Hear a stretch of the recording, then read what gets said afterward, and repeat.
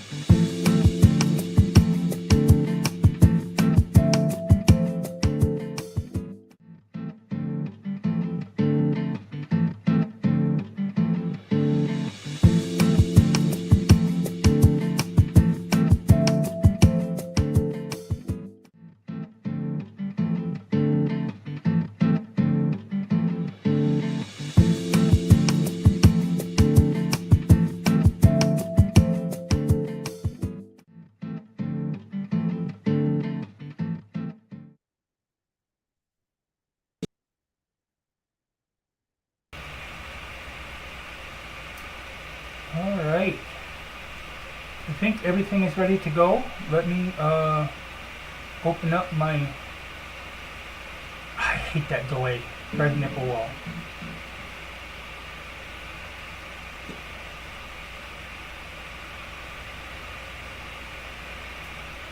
Alright. Okay, so sound is working, cool. Excuse me. Alright, so I'm sure, anybody who's chiming in probably does know, but for those who don't, I am Siobhan O'Connor, and this is the Siobhan O'Connor Show. Yay! Not that I'm egotistical or anything, oh no, not me. Get everything set up here. I'm just doing some last minute background stuff, so I don't really have to look at that per se. Alright, so for anybody who's chiming in later, watches it later, or whatever, I am a boomer trans woman. I came out in my mid-50s, so it's been about a decade. I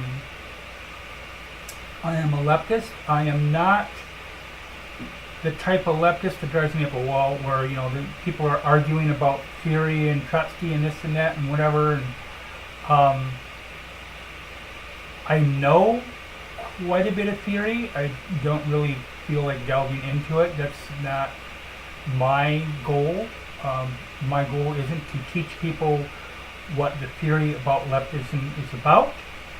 It is to show by example and say, this, in my opinion, isn't leftist, or this is leftist, or, there can be, but there's a problem with it, or whatever the deal is.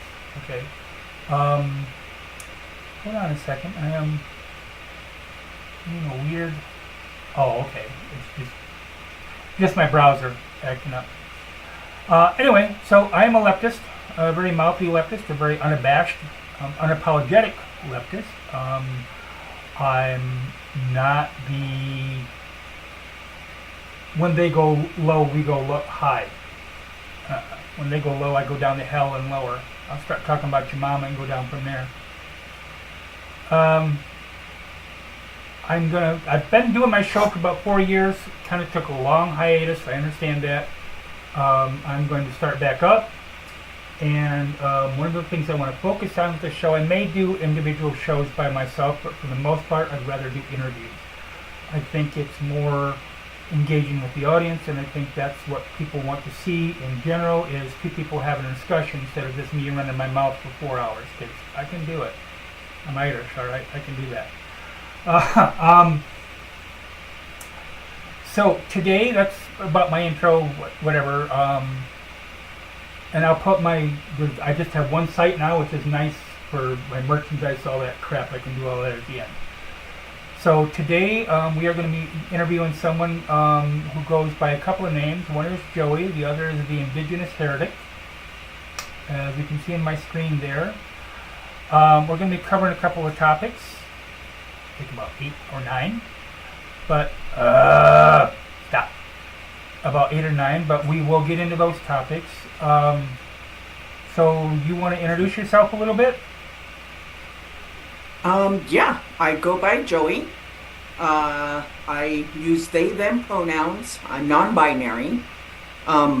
I've claimed the gender neutre, which is a French term. Apparently, they've had a third gender around for a long time, and they had a word for it. So I use that one because it's fit a little bit better than androgen, which was another one that I considered.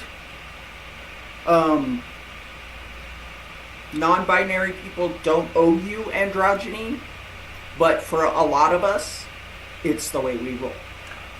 Right. You know, an androgynous person, or an androgynous, a non-binary person can look the American standard, because most of my audience is American, of, excuse me, coffee bird, sorry, 100% female or 100% male and still be non-binary. One of my good friends, shout out to Liam on Facebook, is non-binary, and they fit a lot of the male stereotypes. I believe they go by he, they. I'm not sure. Could be he, they, or they, them. One of the two. So we're going to get right into a lot of issues. This is, just so you know, this is not a MAGA safe venue. Somebody wants to chime in, and I've had a few people up and on do this. Trolls are easy to ban. Somebody wants to chime in with a different viewpoint. It depends upon the viewpoint and your stance. You know, coffee break. For me, you know, people say, well, it's a difference of opinion. Sometimes. A difference of opinion is the fact that I believe Joey said they like shrimp, and I cannot stand shrimp. Ugh. I do like shrimp. And I'm sorry, but why is my... I hate my browser. There it is. Cottage cheese, as far as I'm concerned, is the devil's boogers. Ew, cottage cheese is so nasty. And then, what was the other one? Oh, and then oysters are the devil's phlegm. No. Now, fried clams I can eat. But, you know, I don't know if people... I know people do raw oysters. I don't know if they do raw clams. So let's start with something that happened a while ago for you. You and I have discussed this, but I want to hear your take on it first. And then if I have any questions, or if anybody pops in and has any questions, you can ask. So let's talk about disability. Before I get to you specifically, most everyone that I've talked to that is on disability or has been on disability at some time in their life, and people who I don't know personally but have said so, say that like 99% of the time, the first time that you apply for disability, you're turned down. Doesn't matter, you're turned down. So can you give us what you want to of the circumstances surrounding that? Well, I'm disabled. I have had back problems for going on 25 years now. Ooh. And things had gotten progressively bad for me for a long time. Stress seemed to exacerbate things. And that kind of caught me because you get stressed out. Your back starts hurting. Your back is hurting, so you don't move. You don't move, and so you're not loosening up joints. And so you hurt even more. And that was the cycle that I was caught in for a long time. When my case manager was actually the first one who told me that I needed to file for disability. And so I thought it was going to be pretty easy given what was going on with me physically. Right. Like, I thought reasonably that they would want to talk to doctors, they would have experts, but that it would be fairly easy for me to get disability because, I mean, there's x-rays. Like, it's not like I was making it up. Right. So I tried to file for disability. They denied me. I contacted a lawyer that was supposed to do things like that pro bono. Well, not pro bono.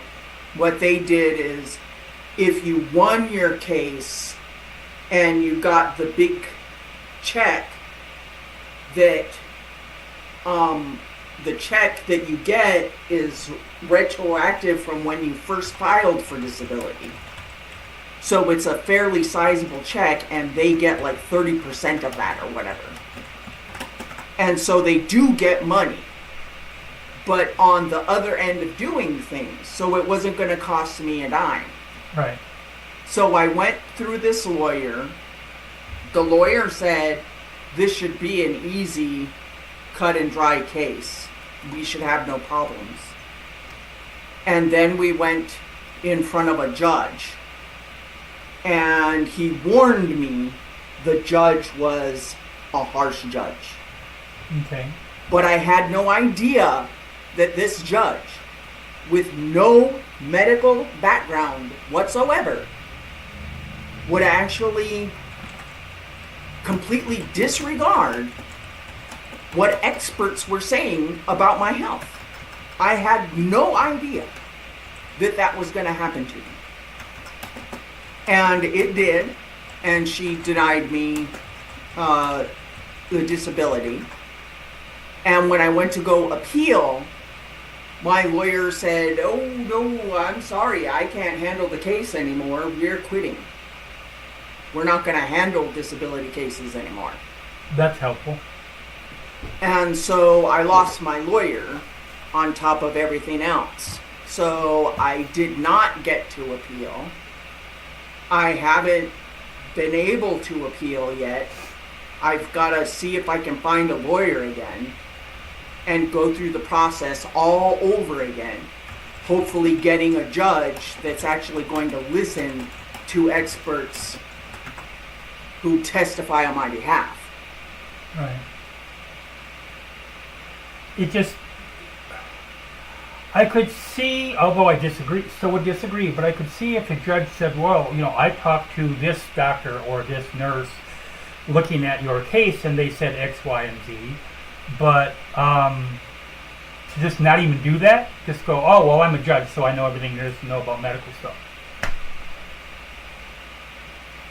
I know, right?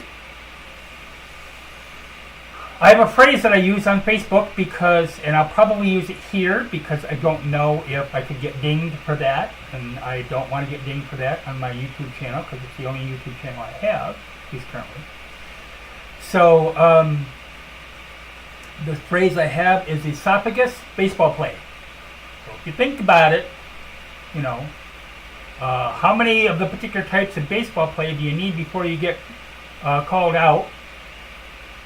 And then what is an esophagus? So, I didn't really want to, this show I didn't want to do because, I used to do this. I used to tons of statistics and whatever, and that's fine. But y'all can look that up. Okay, I'm more. That's why I wanted to do the interview and do interviews in general. I'm more interested in that type of thing. Speaking of which, Queen, if you happen to be busy, what's up, Beastie Beast? So it doesn't begin with F? No. Well, I mean, it might F and, whatever, but, and we're long enough, because usually YouTube, not like I'm worried about monetization, I got 22 followers, oh boy. But where, YouTube will go you can't say certain words, you can't say certain words to begin with, like grape, without the G. But, you can't say swear or this or that or whatever, in the beginning for the first 60 seconds or so, so if a fuck or a shit or a piss or whatever, escapes my mouth, I'm not worried about it. Okay. Excuse me. So now you do work. Okay, I know that. Yes. What do you want to tell them about that? Well, I work, My job, I work for McDonald's. My job, when the vocational rehab lady was helping me look, McDonald's was the only place that would employ me right away, get me the training that I needed to, and pay me while I was in training. Oh. And I could sit down to do my job. Oh my God. Which was an important thing. Yeah, and I'll tell you right now, I worked at Big Blue Box Mart for between the two stores for almost 12 years. That's like, I mean, even way past sacrilege to let somebody have a stool to sit on. Okay. Yes, which does not make any sense. There's one individual that still works at the store, by the way. She's 78, 79. Still works at the store. She's on Social Security, etc. And it kind of sort of pays her bills for the most part. It would be nice if she could eat. So that's why she continues to work, because, this country sucks in the regards to elderly people. But she has a stool that she can sit on because she has major back problems. And I think it's just kind of, they're like, she's a greeter at the store. Shout out to Linda. She's an ornamental coot, and I like her a lot. So, she gives me shit, and I give it to her right back. Always has, almost ever since I've known her. But that's the only person. And I remember an individual who doesn't work there anymore. She went to a different job voluntarily. Went to a different job, a better job, as far as she's concerned with pay and whatever. That I'll get to your comment in just a second, Beast, because if I see it, I'll forget what I was going to say. That she, she worked a different job and whatever, but she had a problem with her back for a while, and she mentioned about using a stool, and they told her no. And then she made a comment to a lower level management who got it kind of worked the way up, how that goes, that something along the lines of she would, check with, what do you call it? Check with, what was the deal with with my camera? I don't know, it's flashing weirdly. Your camera, and it's, like part of it is frozen. Let me move this down a little bit. Nope, that's like the lower half of your screen is frozen and the top half is fine. Is it? Yeah. Oh. It's not doing that on my end. That's what it was. My, hold on a second. I'm going to put this over here and see if it still works properly. Of course, I'll have to make this bigger. Yeah. Close enough for who it's for. Like my cousin Jan used to say, I'm a professional. B says, I agree the job wouldn't get you. It'd be nice if you could actually retire, but that's woke, so yeah. Yeah, in fact, I remember Shapiro, which is the only way I would like to refer to him. The guy who did a review of the Barbie movie and started out by putting the doll in a trash can and setting it on fire. Like, that's not serial killer shit. But he said he didn't see any reason why anybody would want to retire. Okay. So not everybody has a job sitting down and talking on the screen. Okay. No shit. What about trash collectors? What about seismograph workers, which is the hardest job I ever had? You're working dark 30 to dark 30, 40 days in a row. What about people who work on a dairy farm? What about people who work in a gas station? What about, they have these influencers have not a freaking clue what real life is like for real Americans, the average American. Farmers, whatever,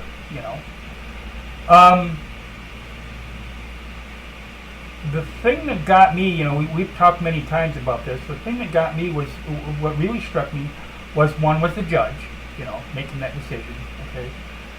And the other was that if you have, I thought I shut my mic off, if you have to have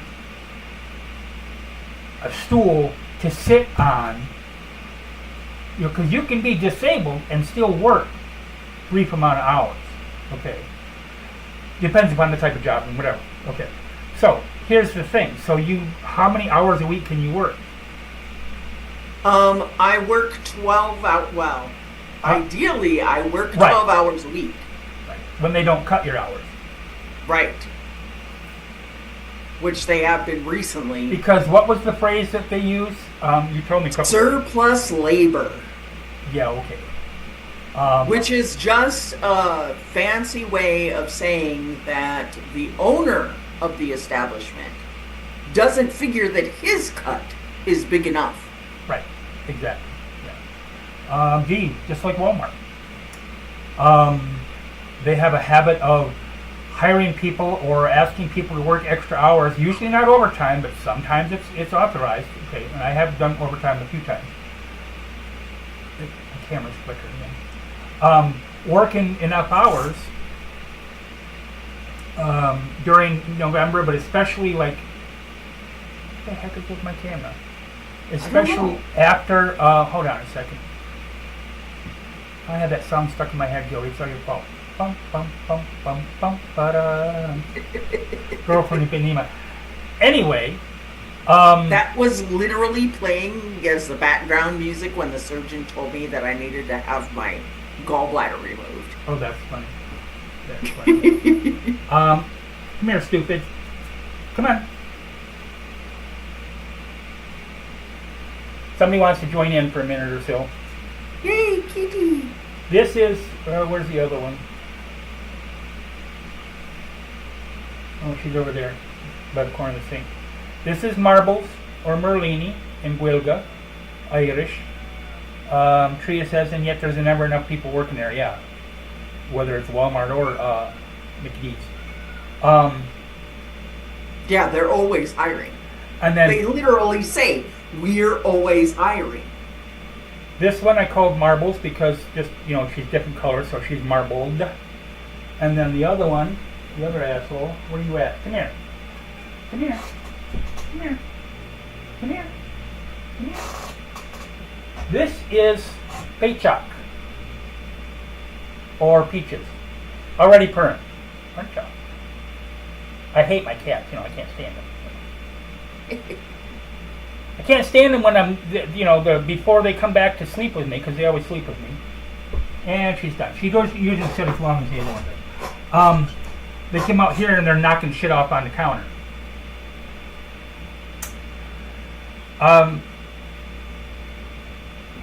So you don't work enough hours to qualify for EBT, which is another reason why Joey's stuff is there.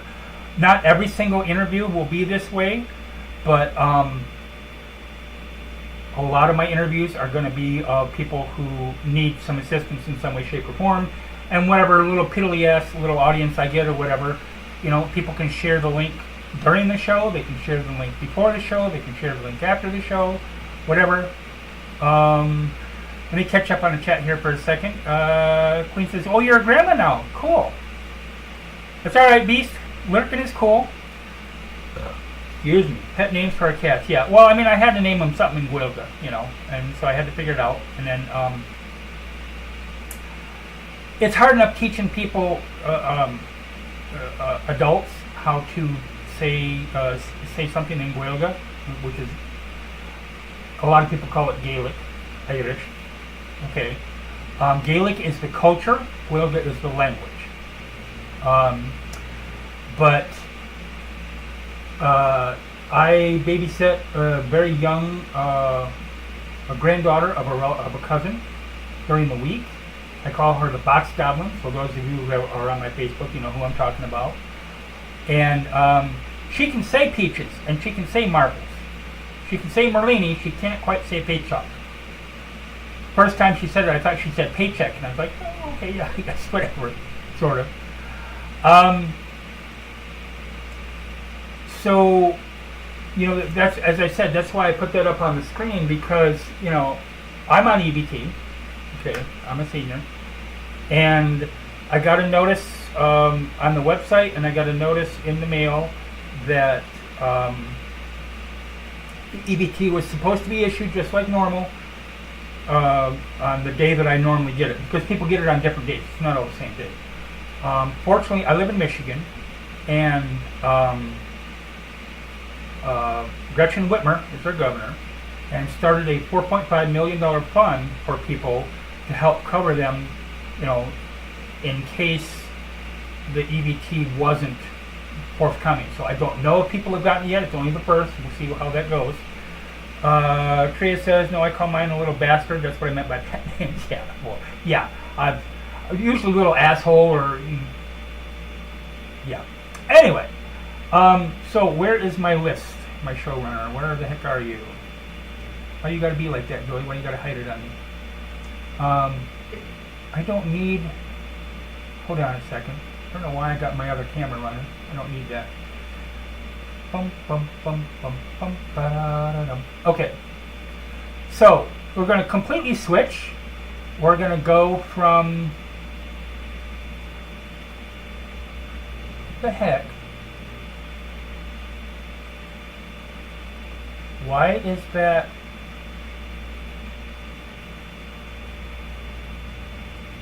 Hold on.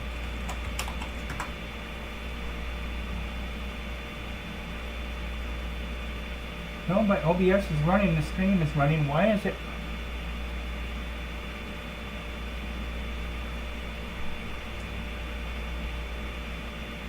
It's not showing.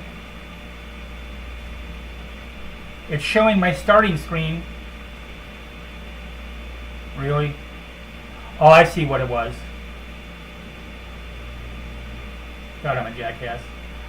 I refreshed the page to see if anybody else is watching or got any likes or whatever, and I forgot to click the button to start the stream on YouTube because I'm a professional. Anyway, so we're cool with that. All right. So now we're going to completely switch, and we're going to go into activism. Things I like to do is run my mouth, and so what we're going to do is I'm going to make a couple of statements, and then I'll let Joey run their mouth. Okay.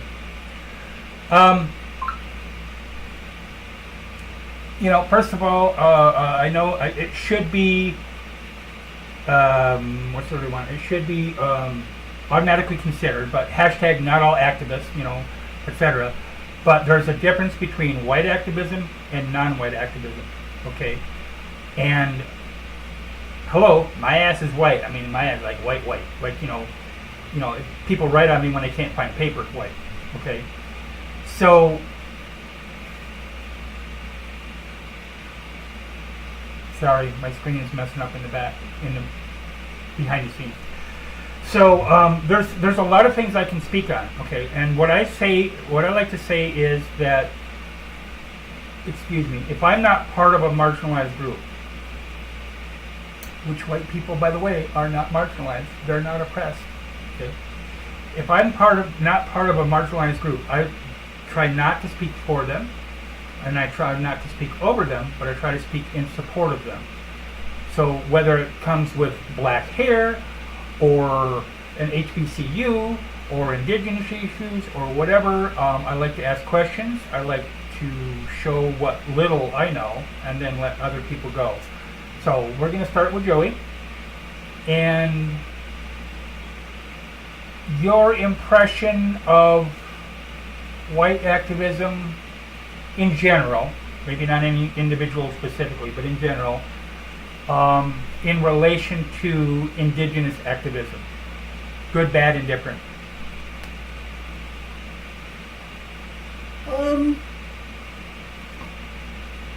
Well, I think that there is a huge difference between white activism and indigenous activism. In that, you've got people who were colonized a long time ago in white people. You've got people who were experienced a genocide of their many cultures. That's white people too. Europeans experienced a horrific amount of cultural genocide and lost a lot of it. And they have perfected going around and colonizing other places, other peoples, the same way that they were colonized, only even worse. I remember reading somewhere once that there were like 20 countries in the world that were not colonized by the British. Out of almost 200. It's like 198, 199, something like that. Yeah, the British were huge colonizers, which for such a small little island, you would think that they would, I don't know, just hang out with their freaking bangers and mash or whatever.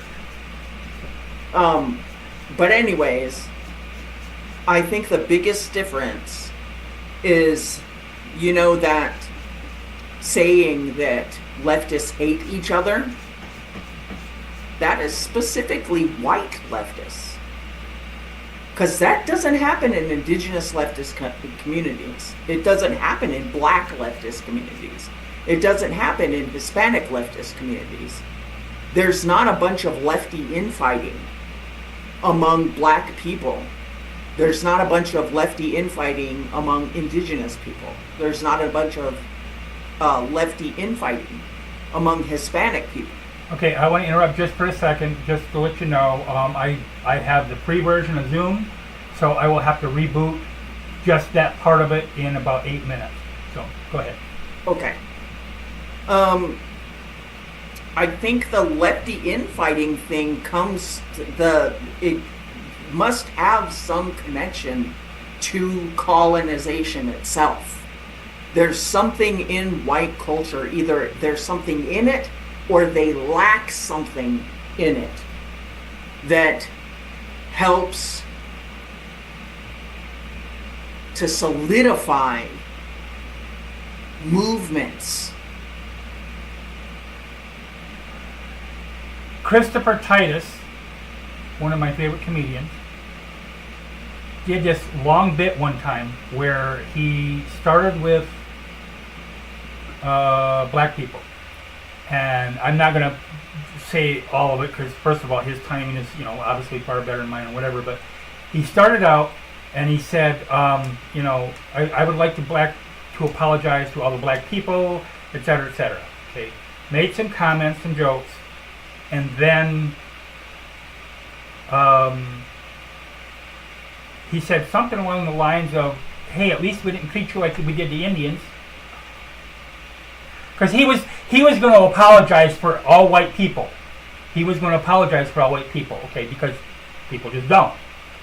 So then he started with indigenous people, okay, and he said something about well, at least you're still sticking around. We didn't do to you what they did to the Mexicans.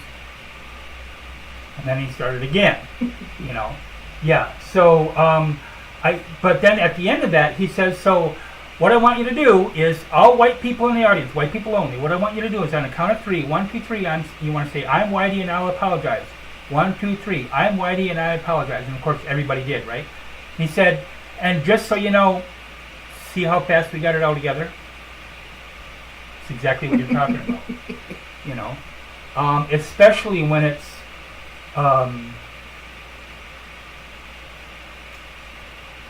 I saw on Facebook yesterday or day before, somebody had friend of a friend of a friend had a post with a picture of Charlie Kirk, and it said that I'll bet you can't share anything hateful that he said. Okay, I'm going to reboot Zoom, and we'll be right back. Okay, so give me just a second here, folks. I don't even need to change the screen or anything.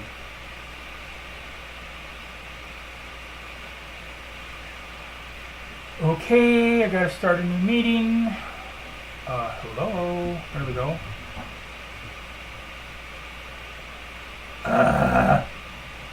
No.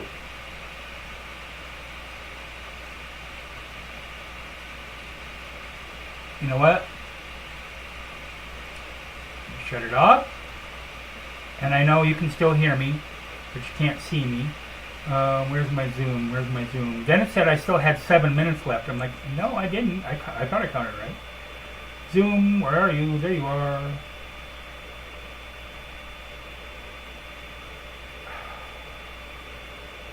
Your free meeting just ended. Please wait 9 minutes before starting a new meeting.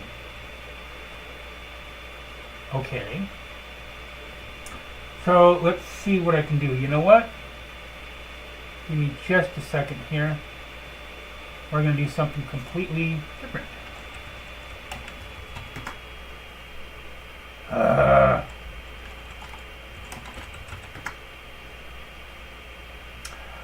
I'm going to give you a link here in just a second, Joey.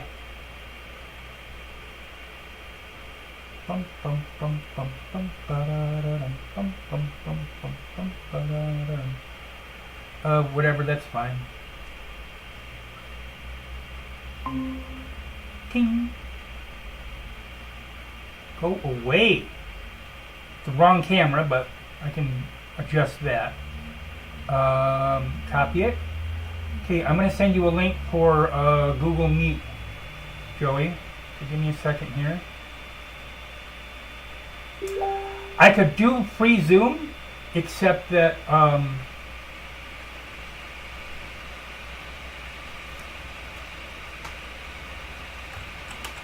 hold on a second here.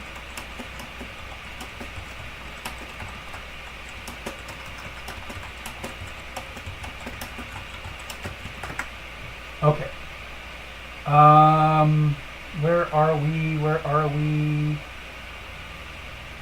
I hate my computer. Okay, so where the hell did my Facebook go?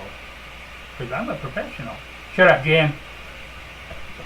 I love her to death. She's one of my favorite cousins. But okay, so we're gonna try Google Meet, Joey, because that goes for an hour before you have to reboot it for the free version.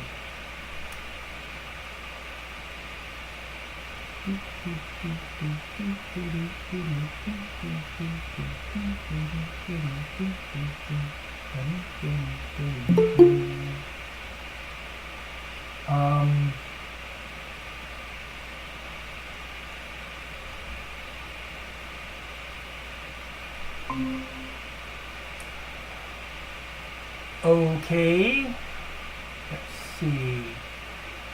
Oh, there you are.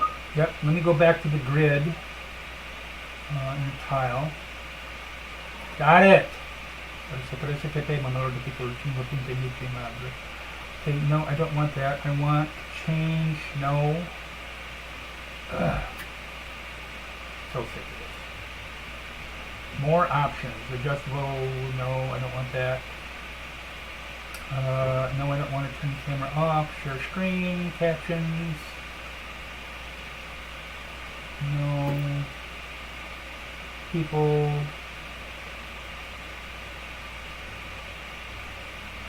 Here maybe? No, that's my sound. It's been forever since I used Google Meet. You know what? I'll just switch it to this camera. I don't care. So, let me open this up. Sorry, folks. Trying to get this going here. Go away. No, down.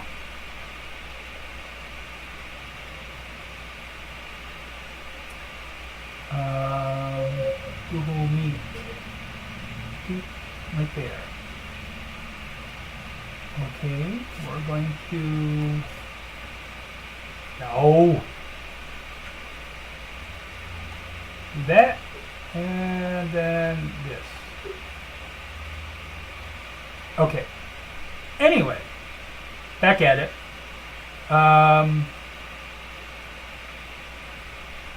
Yep, there we go.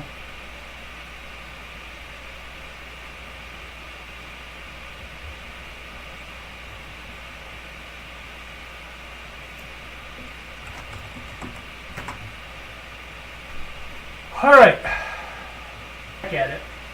Okay. I just want to make sure the sound is working. Knowing my luck, that would have died too. So,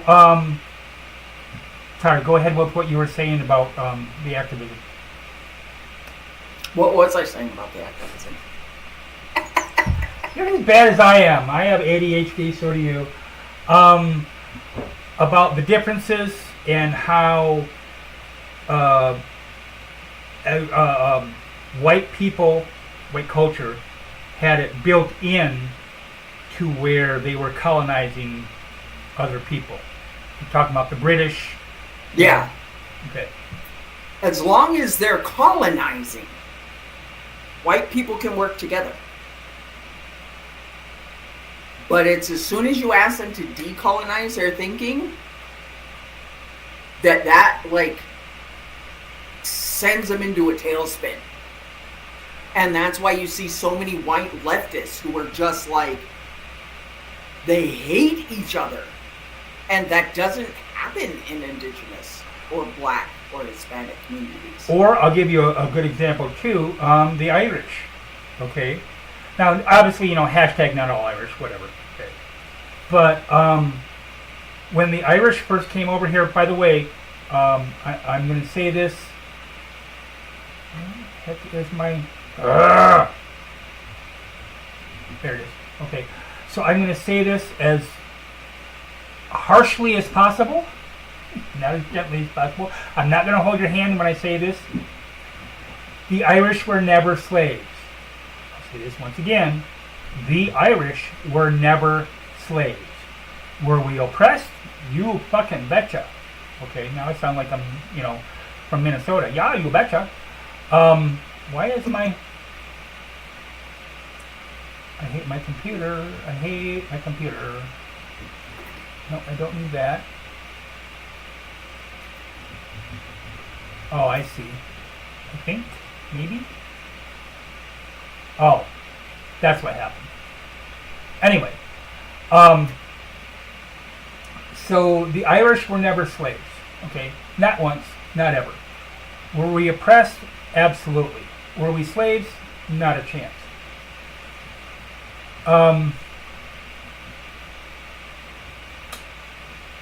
But yet, when a lot of people, I follow a lot of black content creators on Facebook and Instagram and Twitch and whatever, okay, and a lot of them have pointed out, and I've seen that when issues about, let me move this. Give me just a second, folks. Sorry. I'm going to move this over here. Really? There. That should, knock wood, work. But when they will post about slavery, for example, indubitably there will be someone that will come in and will say, oh my God, well the Irish were slaves too.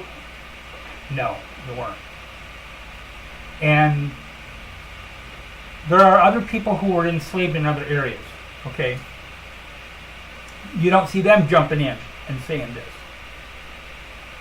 So I think that's another good example of the whole, we're leftists, but that's I guess a good way to pay it. We're leftists, but we still have this other horse shit that we're dealing with.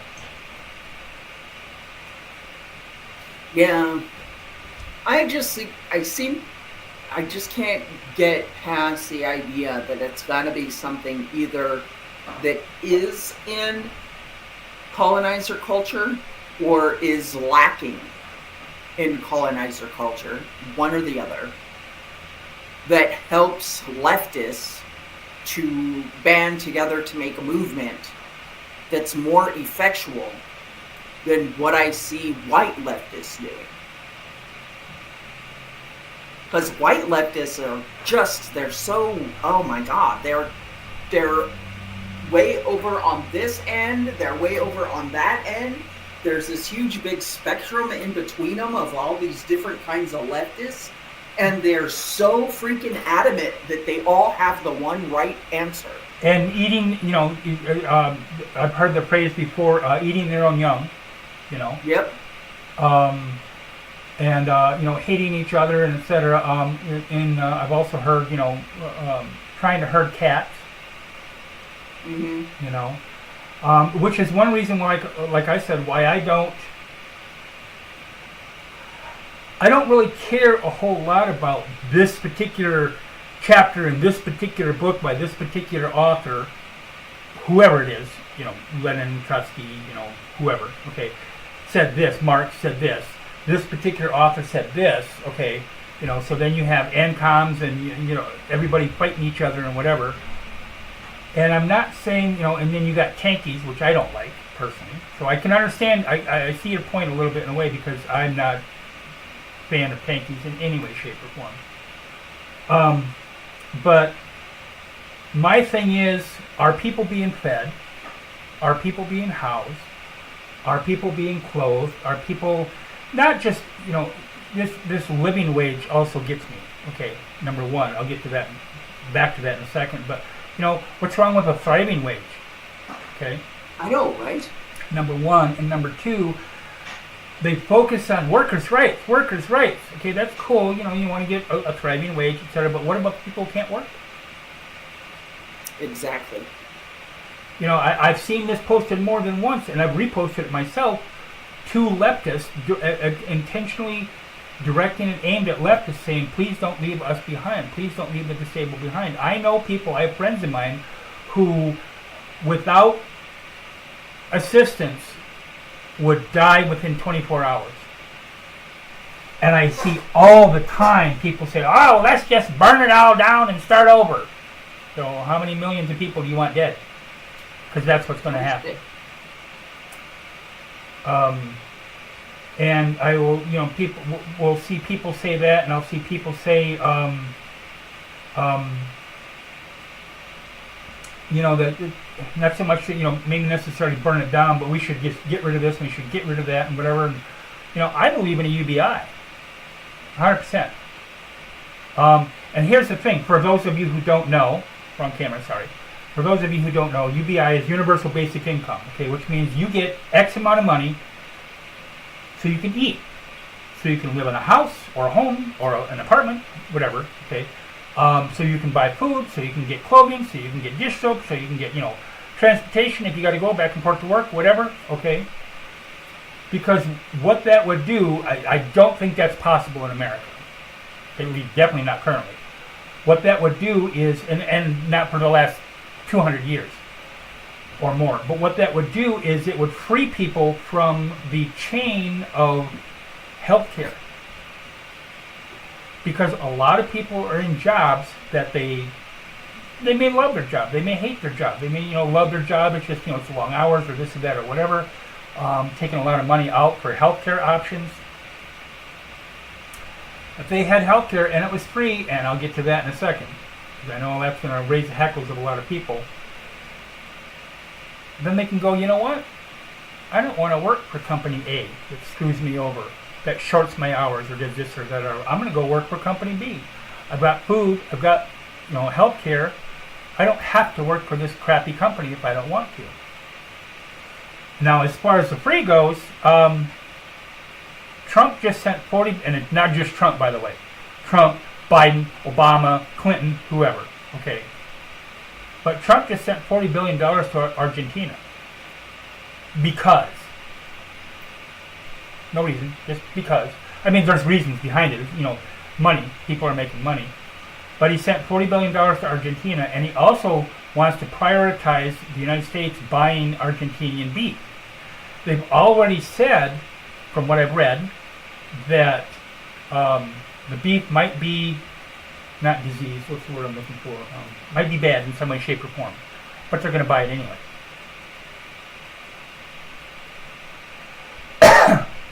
And enough of his supporters, because, you know, you have the diehard MAGA, and then you have the kind of MAGA, and then you have the conservatives, who are still MAGA as far as I'm concerned. But enough of his supporters and quote-unquote centrists, and I don't think those actually exist hardly anymore, support him in this, that they just don't care. They don't care about anything he does. I mean, you know, remember he made the comment during his campaign, one of his campaigns, I believe it was the first one, that he could stand on Fifth Avenue and shoot somebody and the supporters wouldn't care. And I believe that 100%. Yep. Oh, they deserved it. You know, what was the line in South Park? He's coming right for us. If you know that reference, you'll get it. I don't want to explain it, but I think that type of, if we just had UBI, if we just had, or even a government that actually gave a shit about its citizens, all of its citizens, every single one of them, instead of just the rich, the country would be better off as a whole, and they would be better off as a whole. If you're making, let's say you're working full time, you're not disabled at all, and you're working full time. Let's say you make $15 an hour, which to boomers is like, oh my God, $15 an hour, please. But let's say you make $20 an hour. Okay, you're able to make your bills, you're able to feed your family, cool. Usually, if you have a family, the spouse is probably working too, because $20 an hour for a full family ain't shit. But let's say you're doing okay. You're not doing great. You're renting an apartment or whatever, but you're doing okay. Then let's say I come up to you and I give you an additional $2,000 a month for just a year. $2,000 a month. What's going to happen? You're going to spend it. You're going to maybe pay off your car a little quicker. You're going to, maybe put some money in the bank to be able to, in case you actually have an emergency, you then have some money. Maybe get your kid dentures. Buy, actual food for your family instead of just rice and beans all the time, whatever, okay? If I give that $2,000 a month to Bill Gates, Jeff Bezos,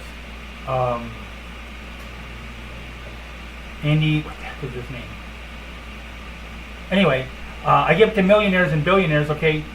It's absolutely never, if Jeff Bezos is walking by on the street, or Elon Musk, or as I call him, Lone Scum, is walking by on the street and sees a $10,000 bill lying on the ground, it's not worth his time to bend down and pick it up. That's how much money he makes.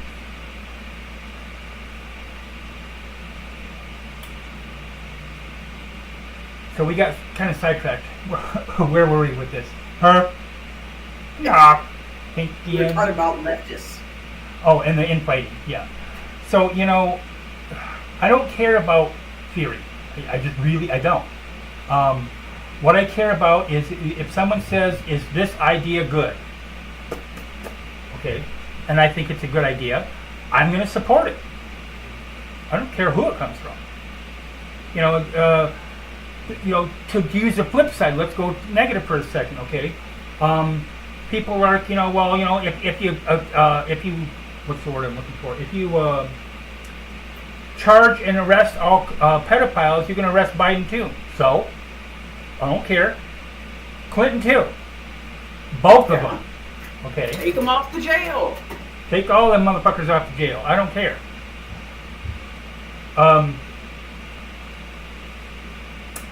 I did want to get, because I don't want to spend a whole lot of time. Round up every single last one of them, no matter which side of the aisle they're on. Right, exactly. I don't care if they're center, I don't care if they're this or that or whatever. It makes no difference to me whatsoever. If you're a pedophile, get charged. Now, I'm not saying, they just go, oh, they're a pedophile and lock them up. They have due process, okay? Which, let's sidetrack this for just a real split second, okay? Quote unquote, I'm going to use their phrase, not mine, illegal aliens, okay? Illegal aliens, quote unquote, deserve due process. Well, you can't, they're illegal. How do you know they're illegal? You don't, until they have due process. Because the government said so. Bah, bah. Anyway, I had to get to that. So, let's switch. This is still governmental stuff, okay? Voting. You and I have had this discussion before. You've told me that before that some indigenous people don't care. Some people even voted for Trump, whatever, because it makes no difference to them because it's not going to change anything. And you're absolutely right. It's not going to change anything. There were certain indigenous people that actually voted for Trump because they knew that he was going to fuck up the country. And they were like, I want him to fuck up the country. That's why I'm voting for him. Now, they're not a majority, but Right. they're there. Right. And I understand the reasoning behind that because, look at how America has treated non-white, especially even white, but non-white poor citizens in this country historically. Okay, and excuse me, hoofed up.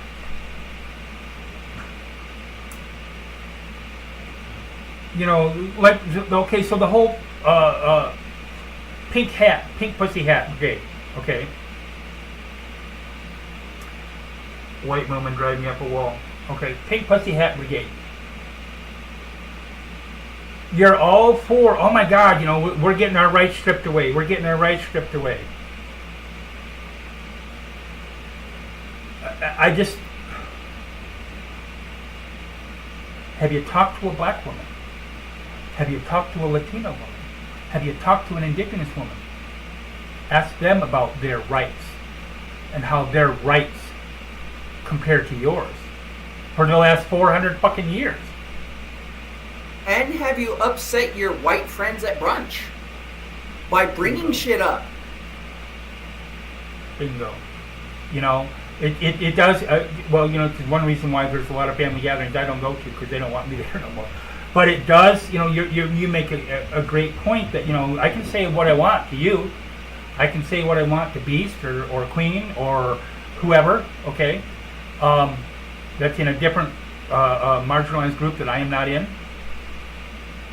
But if I don't say those same things to my white relatives, to my white friends, who aren't in those groups, by the way, what am I doing? I don't have a problem running my mouth on Thanksgiving, which is why, like I said, I don't get invites. I just don't. I haven't been to a family reunion. It's for other reasons, but I haven't been to a family reunion since 1975. Give me just a second. I want to. Bum bum bum bum bum bottom bottom bum bum bum bottom bottom bottom bum, and I got that song stuck in my head. Bottom bottom bum.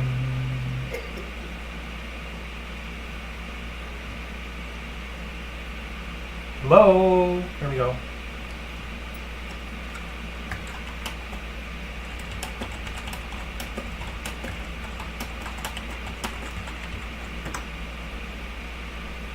Okay.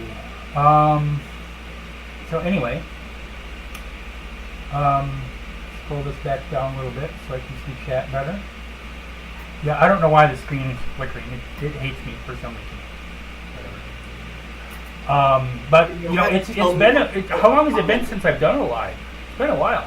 It's been a long time. Yeah, it's been a while. So I got to get my software back up to power and whatever, back up to speed and whatever. So, and when I have always been, and I understand why now. I have always been of the mind that you should vote. Okay. But if voting doesn't do you any good, if voting doesn't change anything in your community, why should you vote? Tria says I can't wait till I'm out of this house. So if I contradict the parental units, I won't have the roof over my head used against me as a threat. Yeah, and if there's a lot of people that are in that situation that are it's rough for them, and a lot of people say, oh, well, just move out or just do that or whatever. It's like for it's not that easy. Abused women, okay, abused femmes, abused people in general, but especially femmes, okay. They say, oh, well, you just leave. Okay, you're going to give me money to move out my shit. You're going to give me a new job. You're going to give me a new place where the abuser can't find me. it's not as easy as people think it is. Right. I've had some siblings go through some shit like that. One involving a gun and a knife. So, it's not as easy, like I said, as people think.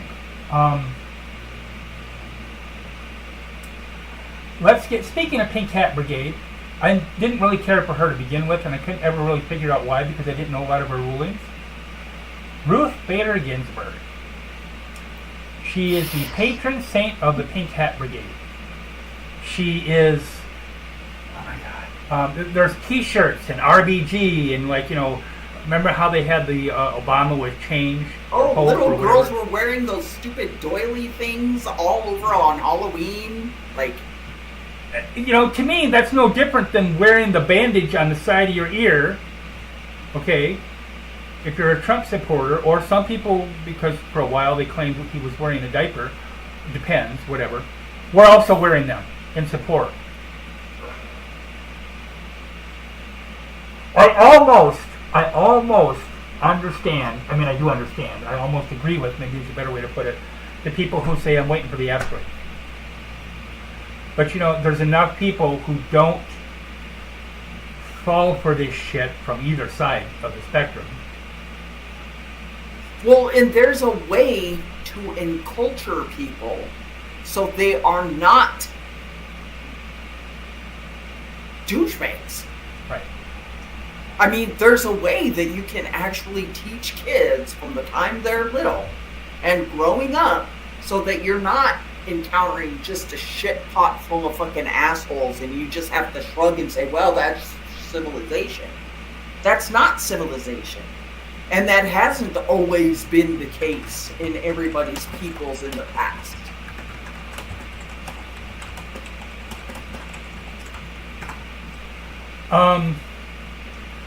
I think, it's easy to say. It's easy to say, don't raise your kids with hate, don't do this, that, whatever, okay. But, and to be honest, if you're not incorporated in it, it is easier. I'll say that. Okay. But there's just so much widespread hatred of various types, whether bigotries, whether it's against trans people or whether it's against bipolar people or whether it's against asexuals or whether it's against whatever, okay, indigenous, based on ethnicities, based on nationalism, Gulf of America, please, bitch.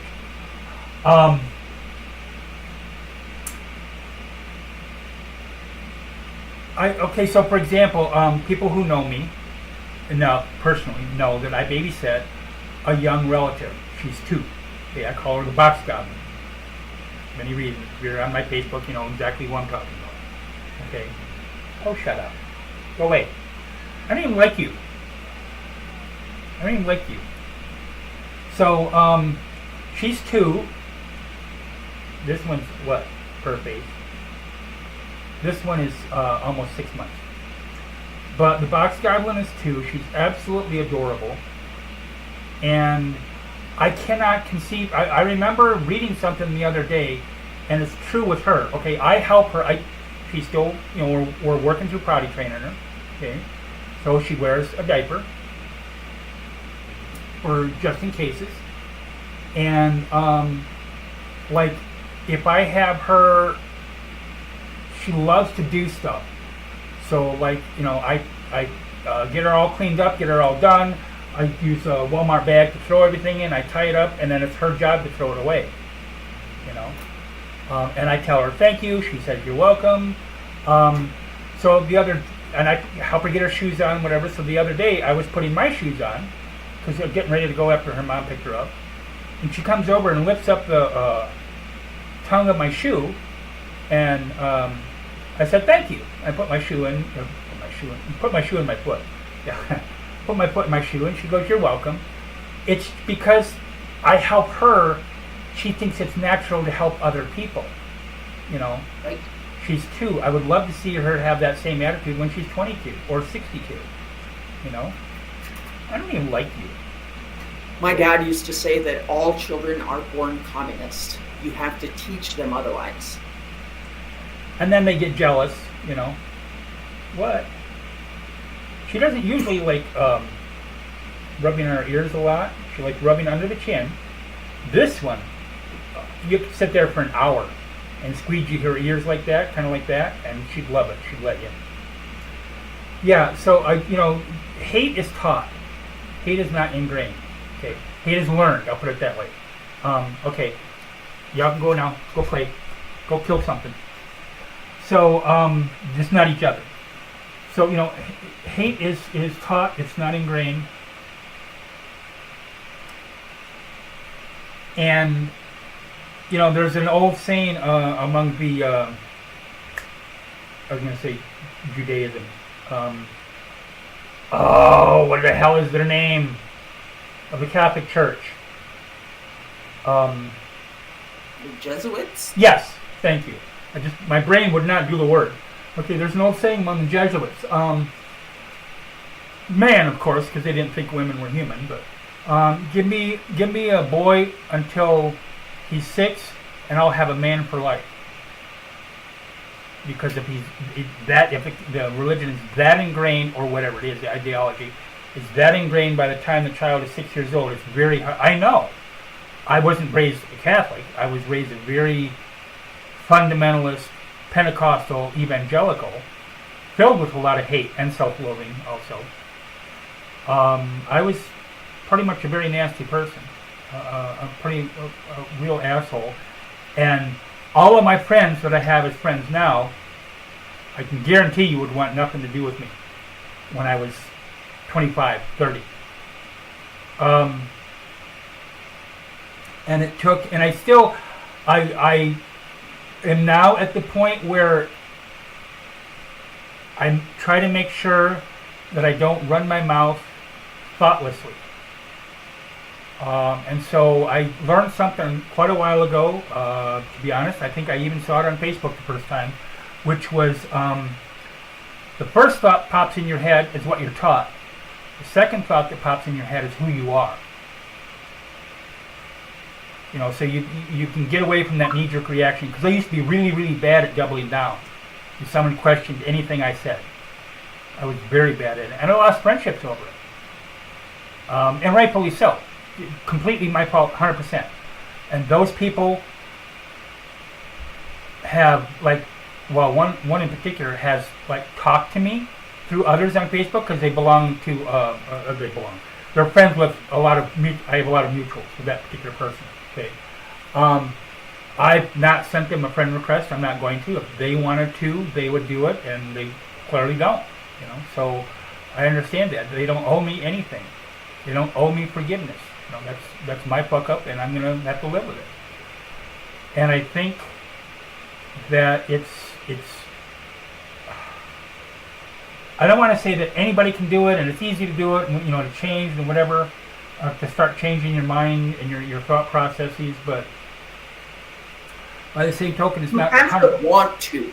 It's not 100% impossible either. I'll put it that way. I'm living proof of that. Obviously, I've changed a little bit, especially in the last 20 years. But it is.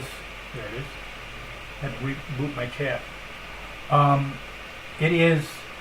Yeah, like you said, it is something that people want to do. There's a thing in a 12-step group called Rock Bottom, where people say, I want to quit alcohol, or I want to quit drugs, or I want to quit cigarettes, or I want to quit whatever. Okay, and the concept is that you hit rock bottom where you just can't go any lower. Not possible, because you can always go lower as long as you're alive. What they don't tell you is that you can hit rock bottom more than once. But I think people have to have that kind of epiphany when you hit the rock bottom, and say, look, this isn't working. I need to do something to be different. I looked at myself and thought about what I felt about myself, admitting to myself first of all, before anybody else, that I was trans.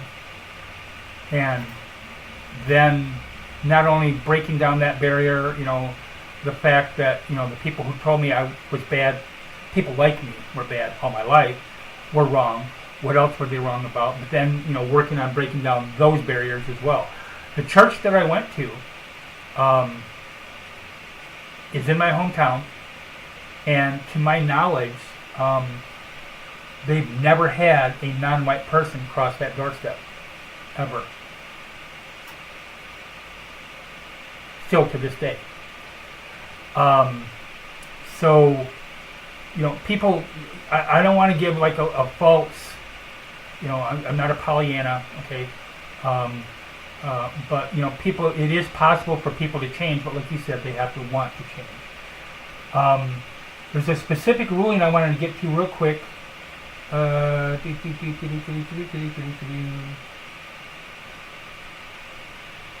I missed that one.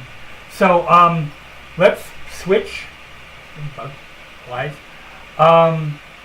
Leonard Peltier. Say whatever you want to say about him.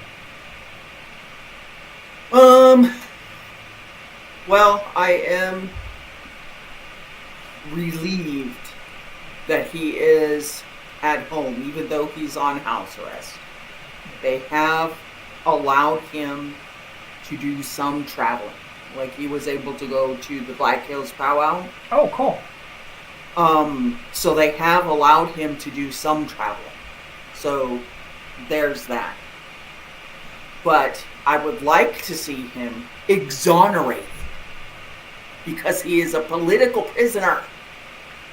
And not guilty of what he was supposedly charged with.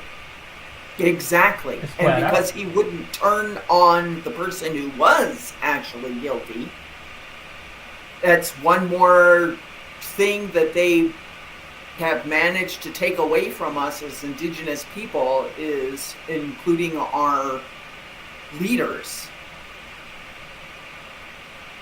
I mean, Leonard Peltier finally got out, you could say, even though he's on house arrest. Right. And he is, I'm sure that the reason that Biden let him out is they realized that he'd be more powerful as a martyr than letting him out and letting him eke out the rest of his years at home. Right. Yeah, it wasn't due to the kindness in their hearts or whatever. Right. Oh, sorry, Tria. I can do that. So keep going, Joy. Leonard, when he first went in, and first ended up in prison, it was like, for my dad, it caused like this little epiphany that he had, where he realized how important it was for Indigenous people to try to get our traditions back into the prison system. So in 1975, when, or 1978, sorry, when Carter signed the American Religious Freedom Act, my dad used that to get into the prison systems and bring the Inipi, the sweat lodge ceremony, into wherever they had incarcerated Leonard Peltier. And that's how it started. It started that way. Okay. After that, the amount of sweat lodges that my dad started putting in other prisons too actually grew. Cool. And then because he couldn't be the only one doing this, other Indigenous leaders then started getting in on it too, and getting themselves into the prison systems to run ceremonies for Indigenous peoples. And one of the things that it helps is, it helps with addictions to get yourself away from addictions through ceremony, through the support that you have from the people there. Now, I know that there's been a few people, to my knowledge, they've all been white. I could be wrong. But I know there's been a few people who have sued successfully because they were denied prison privileges or jail privileges, whichever, okay, or like, early release, whatever, because they did not want to go through Alcoholics Anonymous or Right. Or Narcotics Anonymous, because it's a religious program, just flat out, it's a religious program. Yeah, it is. They're talking about giving, the power over to God as we understand Him. Okay, that sounds great in theory, but in practice, if you make anything other than talking, because I've been in a 12-step program, if you make anything other than a version of the Christian deity, you have problems in the program. Okay, and it was started by religious people. So, Yep. There's, I think it's called Rational Sobriety now, but it was like Save Our Sobriety or something like that. Rational Recovery, excuse me. It's one of the two. Okay, so there are a few programs. Now, whether or not they're in that particular area is a different story. But there are a few programs like that. That again goes back to the whole, we're the predominant culture, so your only options are what we decide to give you. Yeah, my dad, with the help of my Uncle Louis, they pioneered a treatment that's called the Red Road, I think it's called, or the Medicine Wheel. It's either, I can't remember if it's called the Red Road or the Medicine Wheel. But it's basically taking indigenous traditions and helping indigenous people who are suffering from alcohol and drugs and addictions to help them to get back out of that and get back into their communities.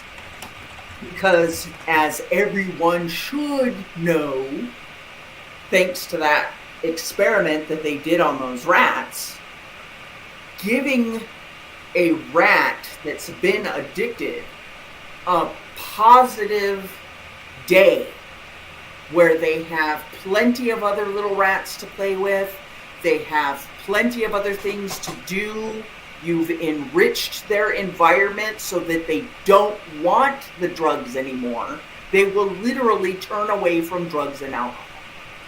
We know this to happen with rats. The first time I came across that was Johann Hari, Hari, and he was talking about it and about the two different rat studies, and they did the one, okay, and then they did the second one, but with the second one, like what you said, they were able to hang around other rats, they were able to have sex with other rats, they had little balls they could play with, all kinds of stuff, and it dropped the incidence of recurrence of, hitting that cocaine water way the hell down. And then was it Peru, I think? They legalized all drugs? Whatever. There you go. But they also have treatment programs.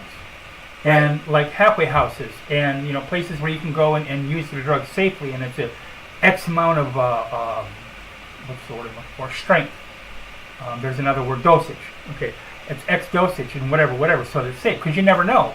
Getting something off the street, okay, it could be cut with rat poison, you don't know. And so a lot of people, and I think he said that it dropped the incidence of addiction by half. It's quite a large amount, whatever it was. If you have that support system. So let's kick on to, there's two more topic areas I want to hit.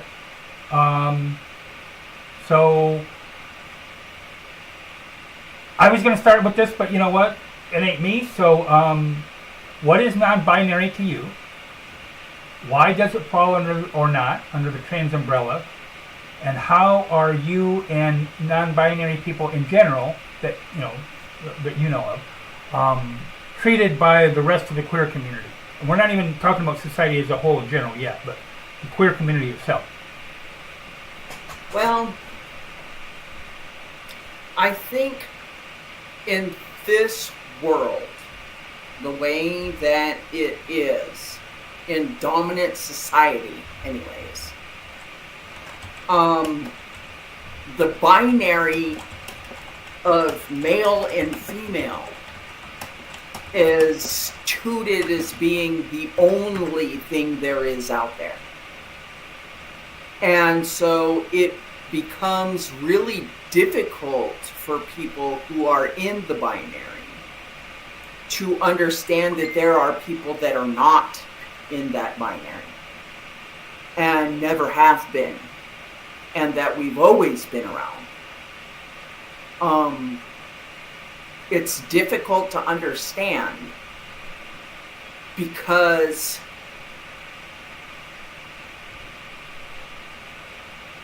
like it's difficult to understand giant squid.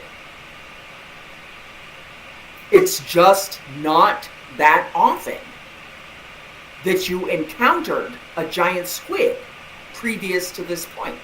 True. And so scientists were like, we don't really know what to make of this thing. Platypus. Yeah, there's another great example. Perfect example. They're like, that can't be real.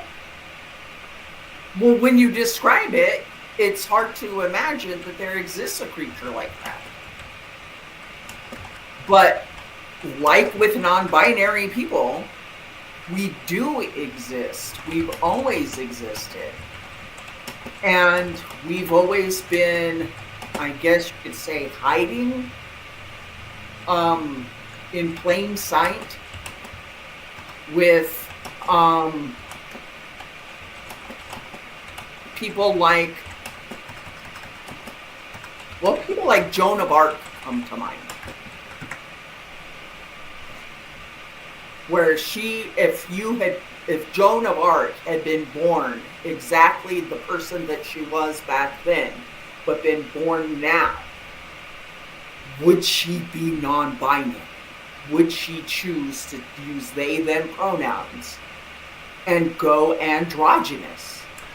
Also, she was as androgynous as her lifestyle at the time was going to allow her to be. right, because she got killed for that. Right. Also asexual, to my knowledge. Mm-hmm. And then, because asexuality is also on a spectrum, it's not just one thing. Right. Also, because my first thought, when I first heard about Joan of Arc, etc., my first thought was a butch lesbian. And then 5-10 years ago, whatever it was, I was talking with somebody else, and we were talking about it, and they said, well, I don't know if she was lesbian or not, because she never had sex, as far as the historians wrote it down anyway. And so she could be a tomboy lesbian, she could be androgynous. They didn't use the term asexual, and they didn't use the term non-binary then, they just said androgynous. But yeah, I hadn't really thought about that either. Myself, it's kind of weird because I don't understand non-binary at all. Okay, I don't have to because it ain't me, but I don't understand non-binary at all because, and I'm sure a good portion of it has to do with the fact of how I was raised and how society is in general. Like you said, if it's either this or that. But as an example of it, when I first came out as trans, I'm going to read your comment, Tria, but I'm going to get to this because, my brain, otherwise I'll forget it. When I first came out as trans, I was hetero. I was attracted to men. Okay? As a trans woman, I was attracted to men. I thought that was what I was supposed to be doing also. And many encounters and a couple of boyfriends later, I was like, well, these women look cute, and there's a thing that a lot of trans women go through, hashtag not all trans women, but there's a thing a lot of trans women go through where, do I want to be her, or do I want to be with her? You know what I'm saying? And a lot of times it's both. And for me at that time, it was Lucy Lawless, because everybody's gay for Lucy. But it was, if you believe me, that's a common saying. But it was both. And then now I'm kind of like a friend of mine a long time ago. She moved to Idaho, Wyoming, somewhere out in that general vicinity, and we kind of lost track of each other. But she said at the time, she said, I'm 90-10. And I said, 90-10 what? She said, I'm 90% women, 10% men. And I like that, but more, because I've said, this man is cute, or that guy's handsome, or that guy's gorgeous, or whatever, and they are, in my opinion, okay, whoever it happens to be. But it's like, I can look at a pair of shoes and say, man, those are beautiful shoes, those are awesome. Do I want to wear them? No. And that's how I kind of look at it. So let me get to what Tree has said here. Realizing that the gender rules are mostly made up rules that often make zero sense, there you go, or even helpful in any meaningful way, this made it impossible to be strictly binary. The majority of rules I was exposed to. Trans men got that too. Sometimes, do I want to be him or be with him? Yeah. And, okay, so first of all, I want to give a shout out to my trans mass friends and brothers and uncles and grandpas and whatever. Because while they're not as hated as trans women seem to be, but they also are not being recognized as much. Right, and they're also just as much, if maybe sometimes even more, misgendered, intentionally so. Because you can't be trans-masked, you're just a dyke lesbian. Okay? But the only, I think the main difference is that with trans masks, they perceive themselves as male. Okay, and in this society, male is good, male is cool, male is awesome. Female is not. If you look at the slurs that are used to criticize a male person in this society, sissy, slut, et cetera, and all the specifically gendered slurs, okay, which I'm not going to use. It's all what you would aim at and use to deride and criticize a woman. And so women are bad in this society, definitely lesser than, at the very least anyway, okay? And so when you have a trans masked person, the only reason it's slightly less, and it is only slightly less, is because, well, one, they're not near their porn stash, but it's because you're aiming for that goal of the patriarchal ideal of a man. Okay, being a trans woman, you're completely repudiating that. Okay, and that's bad. Anything which trans women in general are perceived and criticized as being misandrous. I know it's misandry is the word, but yeah. But hating men. Okay, I don't hate men. There's some men I do hate, but I don't hate men in general. No, I do feel some sympathy for a lot of femmes, whether trans or cis, who are hetero because their dating pool is their natural predator. Yep. Okay, so let's get to the last point here, which is the assholes in the administration, the current administration. So I'm going to give you a couple quotes here. I'm going to give you a quote, and then we'll talk about it a little bit, and then I'll give you another quote, and then we'll kind of wind it up for the show. So, quote, this is from the White House itself. This was about, this was an opinion piece about the quotes I'm about to read, so I'll read the opinion piece first. It's very short. The current administration has issued executive orders that focus on recognizing only two sexes, male and female, as an immutable biological classification, end quote. Which is, by the way, horseshit. This approach generally excludes the recognition of diverse sexual orientations and gender identities, including asexuality within federal policy and documentation. So now the quote is, from the White House page itself, defending women from gender ideology extremism and restoring biological truth to the federal government. Except it's not the case. So, they're defending women from gender ideology extremism. Now, granted, you've got a lot of turfs who would agree with that.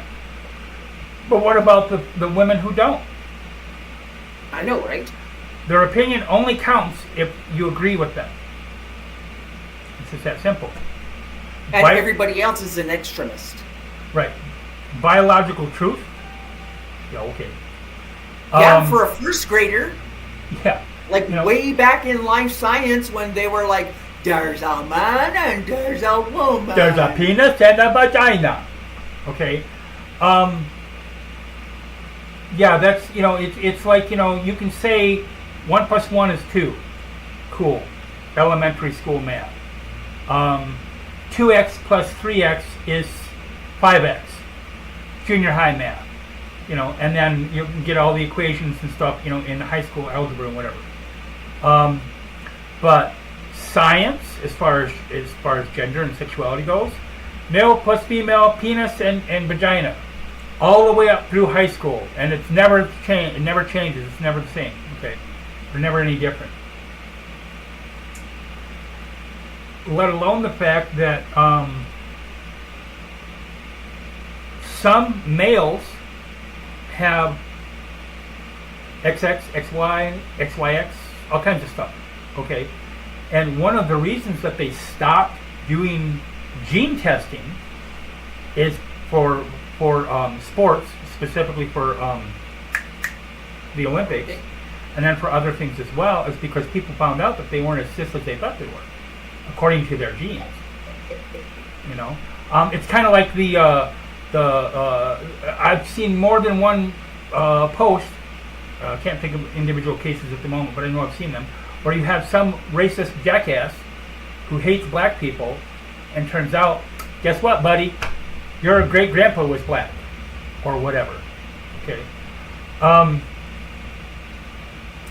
So then the second quote is a little longer. Across the country, ideologues who deny the biological reality of sex have increasingly used legal and other social coercive means to prevent men to self-identify as women and gain access to intimate single-sex spaces and activities designed for women. Legal means.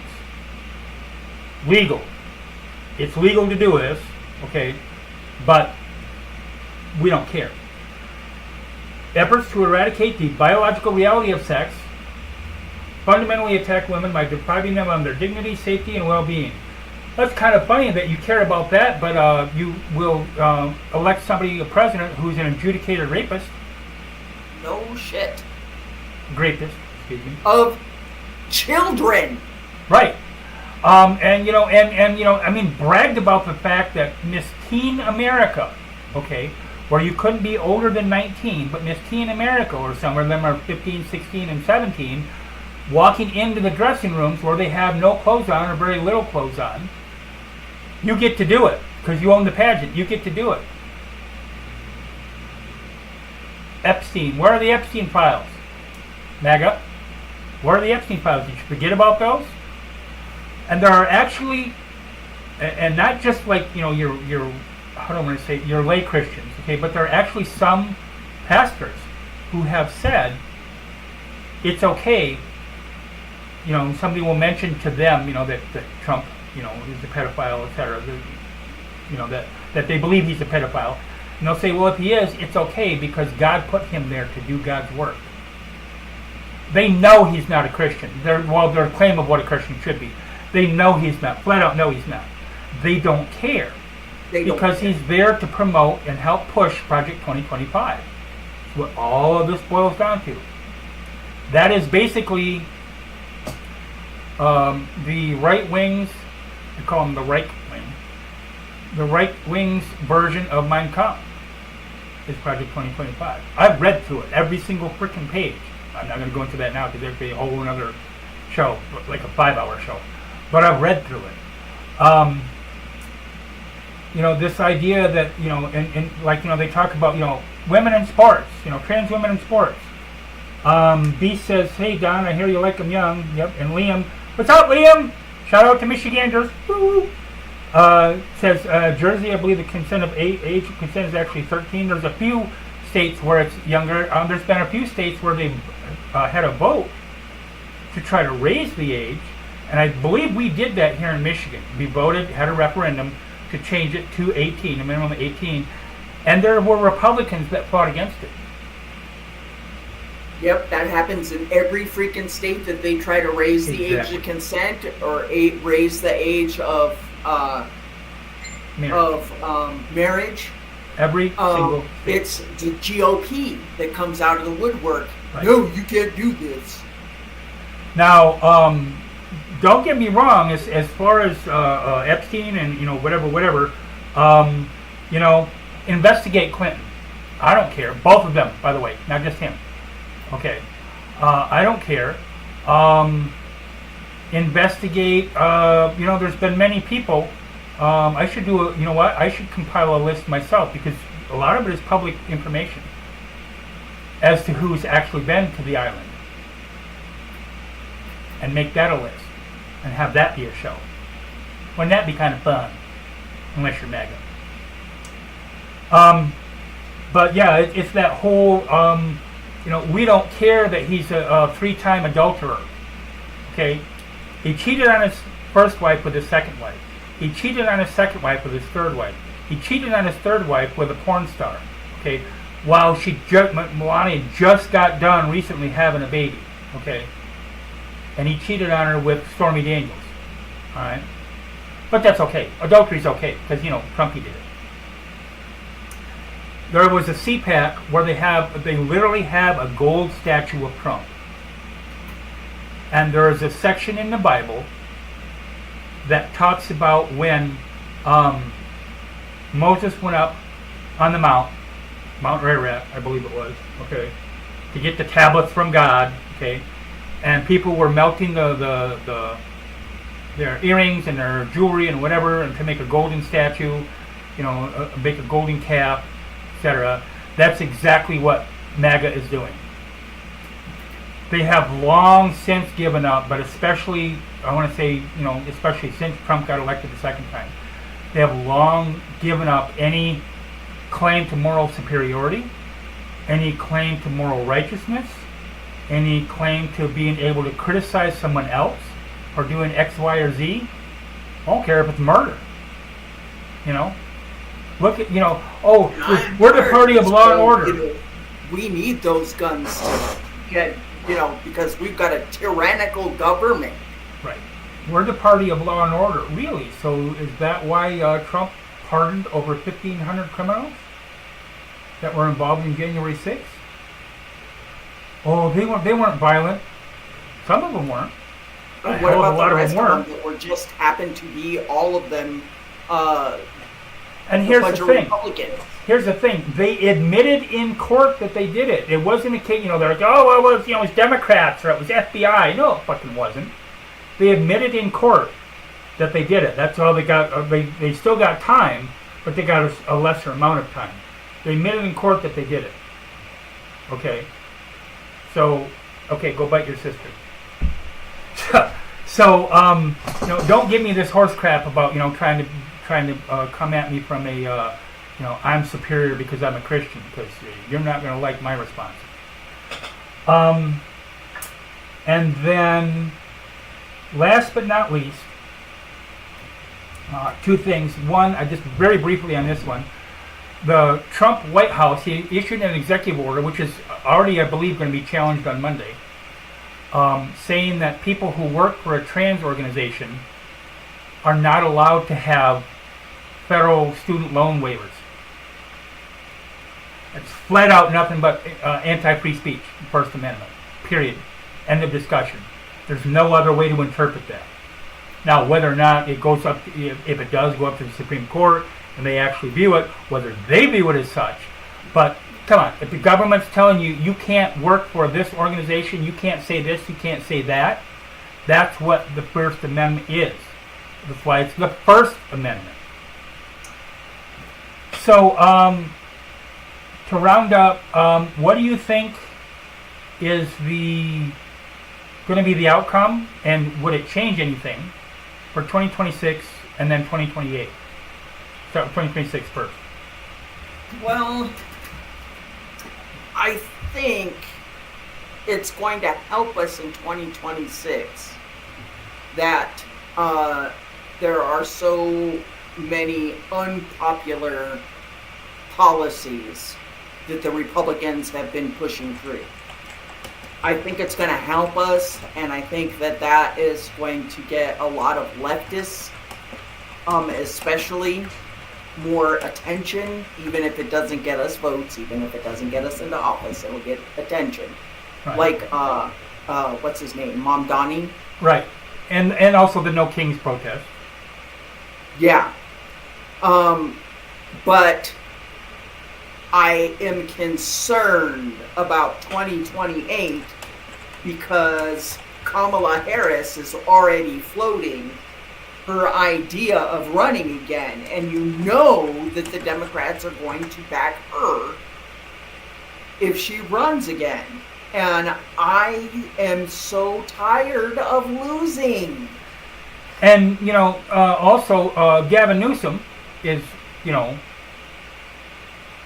keeping at least his hat in the ring, so to speak. Maybe not in the ring, but like close to the edge of the ring as far as running. And I'll tell you right now, if they run either Newsom or Harris, they're just going to lose. Period. Yep. End of discussion. Lose. You had 70 odd million, 70 to 90, depending upon how you're counting. Okay, 70 to 90 million people in 2024 stay at home and not vote. Okay. Now, granted, every single person doesn't vote every single time. That's been going on for quite a while. I don't remember what season it was, but it was a season of American Idol where more people voted for American Idol than voted for the president that year. But, you have these people who are wanting to run. To be honest, I don't want him to run. But if Tim Wells ran as the front runner and someone else besides Harris as the second person on the ticket, depending upon who it was, they might get a much better response, I think. Now, I don't know. I don't think that you are prevented from. It depends upon your reading of the law. I don't think that you're prevented from the Constitution. Excuse me. I don't think that you're prevented from running for vice president if you're not a native citizen. In that case, although I don't think it would go anywhere, but in that case, it could be Waltz and Mamdani. Okay. I don't think he's interested in running. Mamdani isn't a natural-born citizen? I don't think he is. He might be. He might be. You know what? I'll have to look that up. I don't know. Also, who was the other one I was thinking of? Oh, Chris Murphy of Connecticut. Now, I mentioned him before on my Facebook page.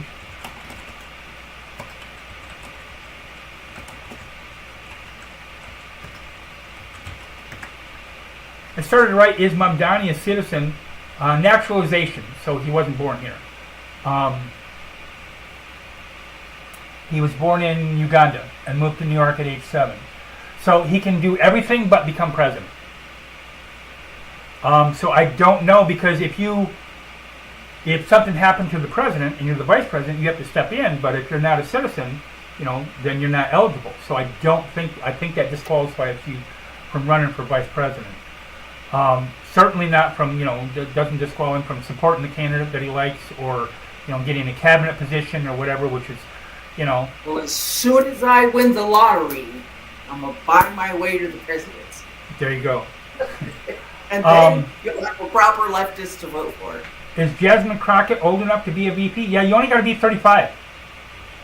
And I think I'm pretty sure AOC is. Hold on a second here. But you had to be 36. 35. Ah!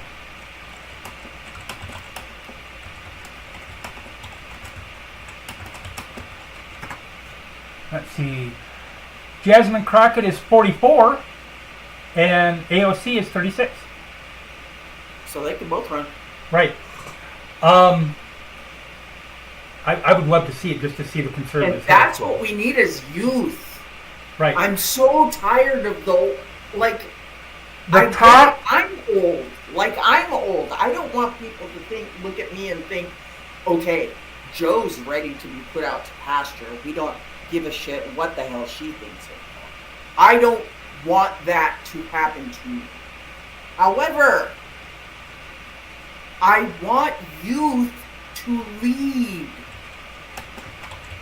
Like, go ahead and listen to your elders, but let those elders be your voting constituents. Don't vote them into office anymore. They're too damn old. The top 5 Democrats, Republicans are worse, by the way.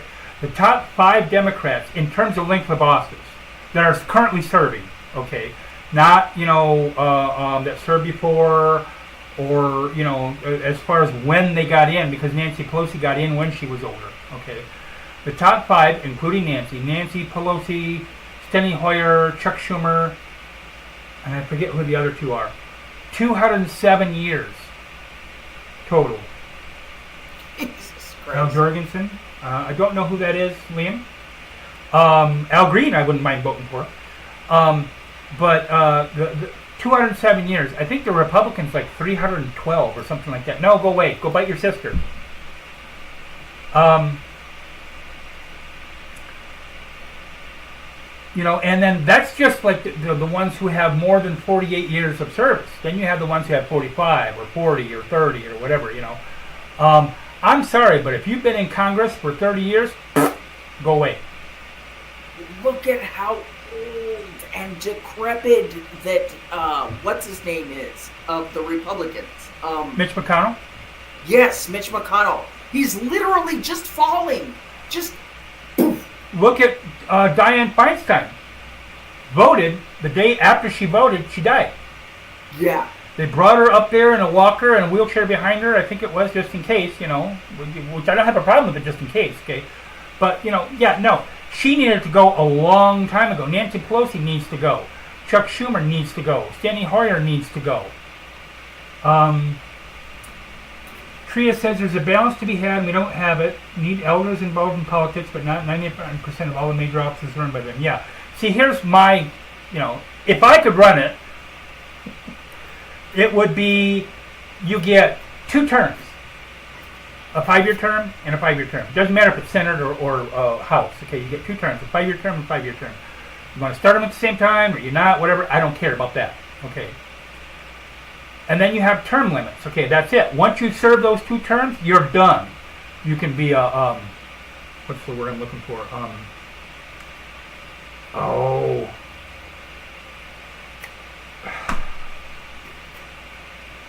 Where you're working for somebody and you're either showing for a company or you're trying to An intern? No. Where they get out of office and then they come right back in and they do have a lot of influence. A lobbyist. There you go. Okay, so you can be a lobbyist or whatever, okay? But as far as actually serving, 2 5-year terms, and that's it, okay? And they don't have to be consecutive. It could be 5 years here and then a couple years later, 5 years there. Lead singer of ministry, okay? So I know the name of ministry and the type of music. That's about it. Tom Morello would be a good one. See, I have had somebody suggest, and this doesn't sound like a completely bad idea, that we do it by lottery, and you get appointed. I thought about that many, many years ago when I thought I was a libertarian for the brief couple of months that happened. And I started reading, one of the so-called Bibles of libertarianism, which was Ayn Rand. And I'll tell you, people, it is literally the only book. It was The Fountainhead. It wasn't Atlas Shrugged. It was The Fountainhead. I read it. I think it's like a third or halfway through. Probably halfway through, closer. Okay. Where there's two men and a woman are the three central characters in the book. Okay. And the one man who's supposed to be the hero, Howard Rourke, I think it is, or O'Rourke, grapes the woman. And she makes excuses for him and blames her for it. Nope. And I literally took the book and threw it in the trash. I just couldn't finish it. But yeah, so 2 5-year terms, they can separate a couple years, they can be separated by 20 years. I don't care. And people say, well, you got to have experience and not. Well, then why do you have it where the president only can serve 2 terms? And that can even be less because when when Gerald Ford pardoned Richard Nixon to heal the country. Yeah, what the fuck ever. But anyway, so when he pardoned Nixon, because I was around then, I was 14. He did that a couple of days before that 2-year term, before he had served 2 years as vice president, okay? Because if he had served less than 2 years as vice president, he could have run again. Twice. But as it was, he was only able to run the once.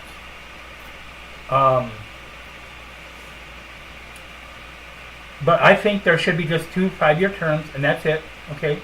And we can keep the 2 4-year terms for president, okay? But I would also make it to where once you serve the 2 4-year terms for president, you can't serve as vice president. Just, the 2 terms, that's it, okay? If it's so good that, oh my God, like the majority of the country wanted them to run again or whatever, no. Be influential, be a lobbyist, maybe you're done being president, run for Congress. There's also been, it's not going to happen, but there's been, well, I can't guarantee it, but I'll say 99.5% it's not going to happen, that they would nominate Trump to be the Speaker of the House if the Republicans won. And then the president and the vice president resign.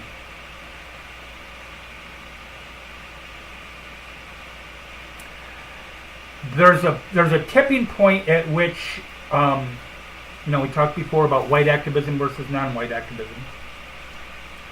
There's a tipping point, I wish you'd come through it a lot sooner than this, but where you just have to either push back, really push back, or just accept it. One of the two.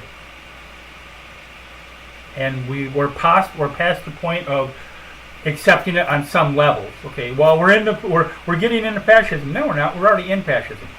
Just flat out. We've been in fascism. We've been in fascism for a few years now. And it isn't all on the Republican side either. A majority of it is. I'll say, pulling numbers out of my ass, I'll say 80% to 20%. But they make it more blatant. Right. But it's kind of like Bud and Bud Light. Yeah. They're both fucking beer, and you're gonna get drunk off of either one. You're gonna get fucked up. You're gonna get fucked up on either one. Yeah. Okay. So what was the last one? I think I mentioned this about Trump wanting to sign an executive order, which is I know that the ACLU is going to step in, and the court's going to throw it out about if you're working for a trans organization, you can't be eligible for loan forgiveness. Bunch of horse shit, but it's the Trump administration. We're going through the Trump fatigue, where, remember, in the first administration, it was like, oh, look what he's done today. Oh, look what he's done today. Oh, every fucking day. Okay? It's kind of that way, but now it's almost like we're like, well, that's Trump. Which we shouldn't be, but that's what the country is. The country as a whole. Even his supporters who've had negative impact, they've had, threatened to have EBT taken away from them. Farmers have had, farmers have spent the money because they were going to get these grants and stuff, okay, to grow soybeans or whatever, okay. They spent the money, they put all the seed in the ground and whatever, and then Trump administration's like, no, we're not going to pay you. And they still support him. Okay, so we're winding this down here. You see the stuff on the screen, okay. Joey needs your help for food. Joey needs your help for bills. There's the Venmo, the Cash App, the PayPal, the GoFundMe. Anything you want to say to him? About anything?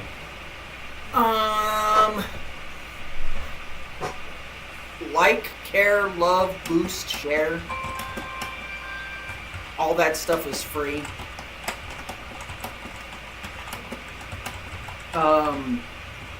You can go to my Facebook to find that meme thing that you made for me.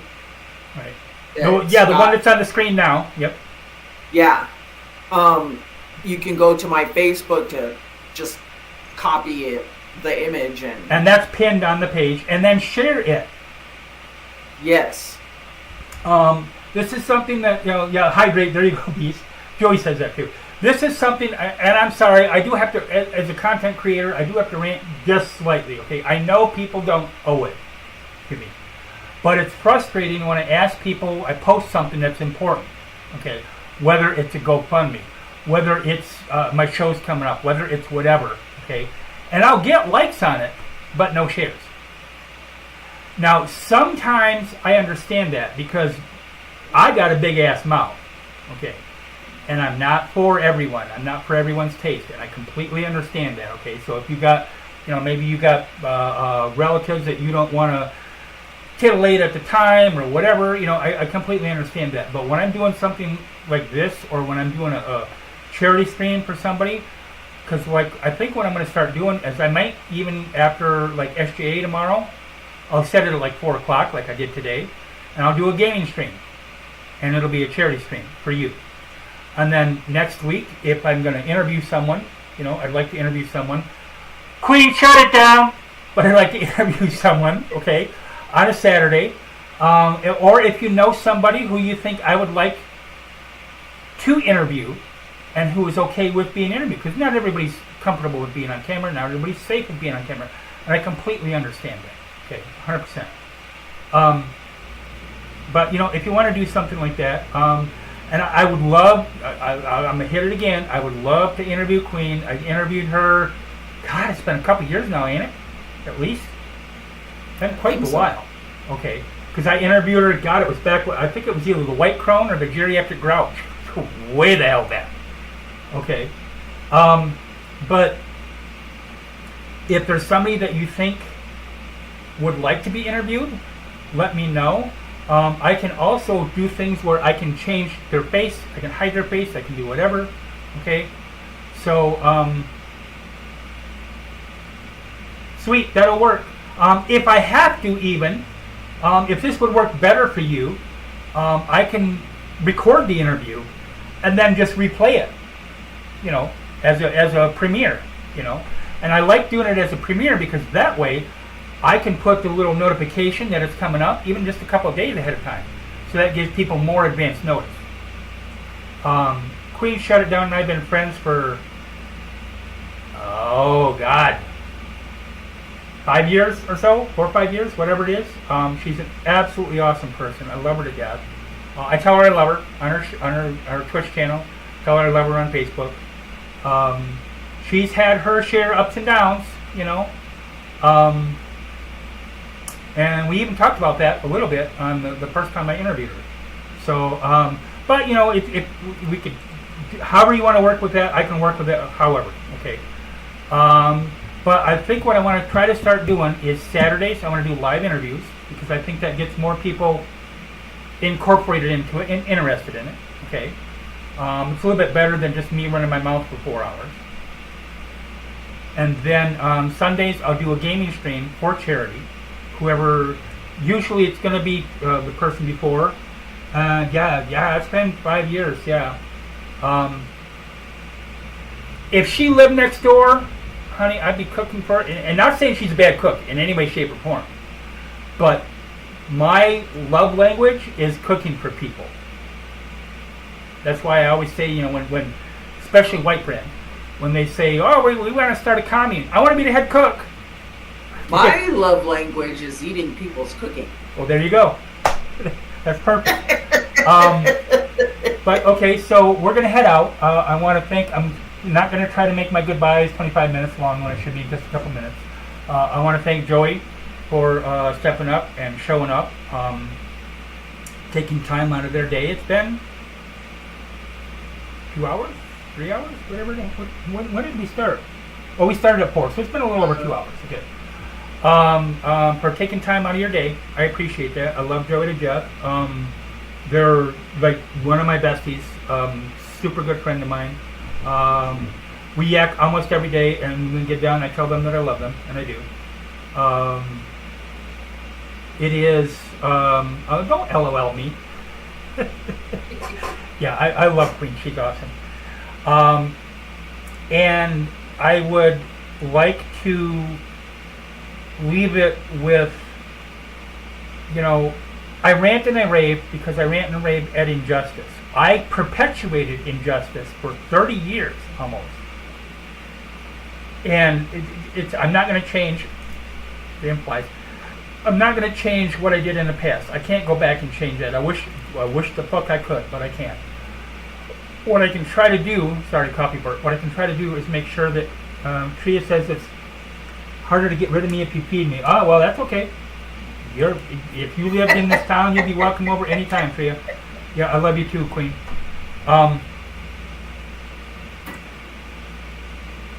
I know I rant and rave, okay, and I'm profane, and I'm verbose, and I swear the fuck a lot, but it's because I see things that are injustice, and I can't just sit idly by. Even if it's on a little piddly-ass show, I got 22 subscribers, woo boy, okay, even if it's just that, okay, I can't just sit idly by and let stuff go without saying something, without trying to say something, okay? And I won't,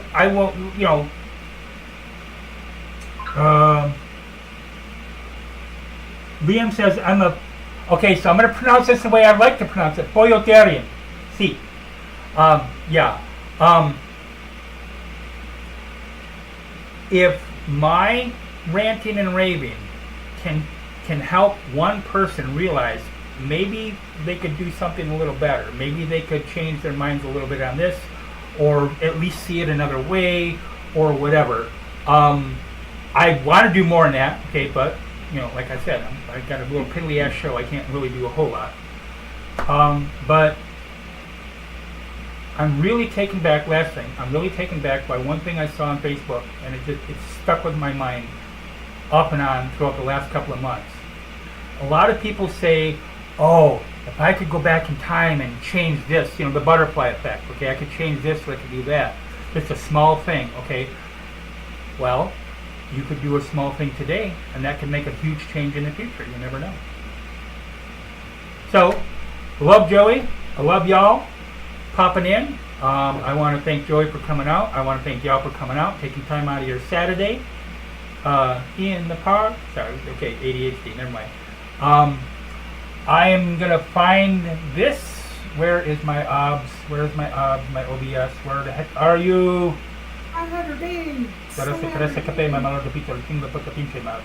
Anyway, thank everybody for coming out. I love you. I hope you have a great day.